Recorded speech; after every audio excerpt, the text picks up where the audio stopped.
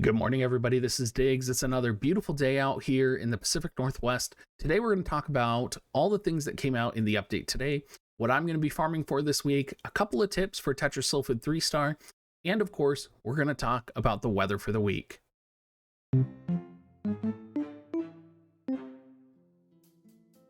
Welcome to Dead Week, everybody. There is not much happening.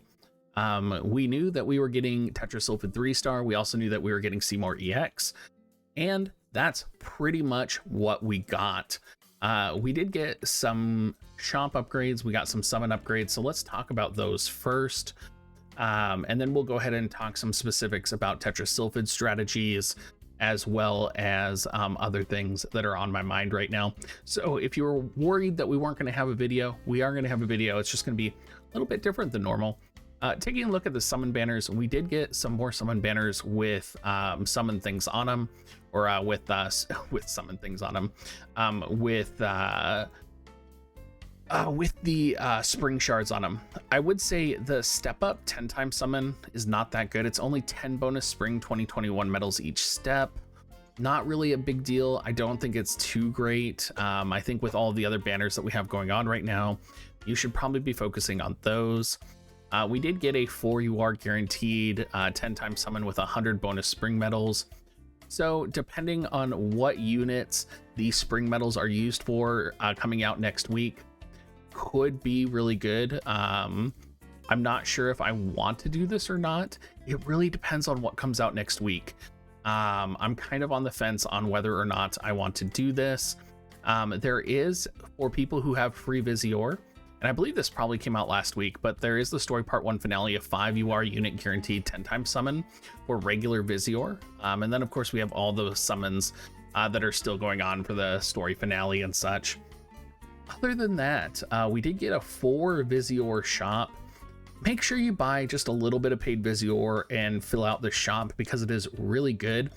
Unfortunately, that's kind of like the only thing that's really good that came this week.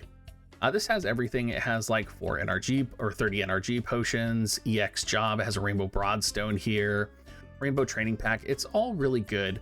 The one thing that's missing is the flowers for EXing your units. And that's a trend we're going to continue to see in the Spring 2021 Shop Part 2. We have event skip tickets and Rainbow Vision Spheres for the daily. And then we have all of these packs, all of these Rainbow packs, all of these MR unit EX job packs. So if you want to EX a MR unit, you have Azure Broadstones here. All of these packs, and there's no flowers anywhere. So like, Gummy, I'm literally waiting to give you money for flowers, and you're not giving me any flowers to EX my units. So just a little frustrating there from my perspective. If you're also interested or looking for Rainbow Awakening Source Stones, there is another source of Awakening Source Stones here for 2k regular Viz. I would consider it. I'm actually thinking about buying this just because who knows if there's going to be another bottleneck. Actually, I'm going to buy this right now. Who knows if there's going to be another bottleneck on Esper materials like there was in the past. So I'm just going to instant buy it just because I don't trust Gummy at all to release like an Esper that I want and then I'm going to need it, right? Besides this, we did also get Tetrasilfid that came out. So if you go to the Beast's Den and you go down to Tetrasilfid, we did do her battle on stream just before this. And she's one of the easier Espers that we fought. We went in with this formation pretty strong. She has very high evasion, but because she has really high evasion, she has really low base stats. I actually found the ads to be a little bit more problematic. If you're going in, you're going to want to stack accuracy. Just to give you some perspective, my Rosa here had 29% accuracy. My Gilgamesh has a lot more, and he had 100% guaranteed hit on his attacks. So make sure you're stacking accuracy when you go in. If you have the Exorcist VC, you can actually use Triple Trick, which lowers the opponent's evasion. So that's also a viable option. You can also take 2 wind-based units. So you can take Queen Helena, or you can take Ayaka. A lot of you guys have those units leveled. If you're struggling to survive, both of those units have access to Bar Aurora, which gives really strong wind resistance. So you can see here that both of them can cast it with really high range. And I know a lot of people have Ayaka just like sitting on the bench and they're like, what, you want me to use her as a sub green mage? Yeah, I would definitely suggest it. So that's always a option as well. I will say the ads gave me more trouble chaining the elemental magic on my units. So I would say don't discount the ads. You might want to manual a little bit, because basically what I did is I manualed to kill Shiva to get my 4 chain. And then the next thing I knew, I was autoing the elementals because I'm like, oh, they're just trash. And then my Rosa almost died. So something to keep in mind when you're looking at the ads there. Gosh, that's it for news. Some things that I'm looking forward to this week, though. A lot of you guys probably haven't seen it, so we're going to show it off right here. This is Giants VC artwork that he did for Fryevia.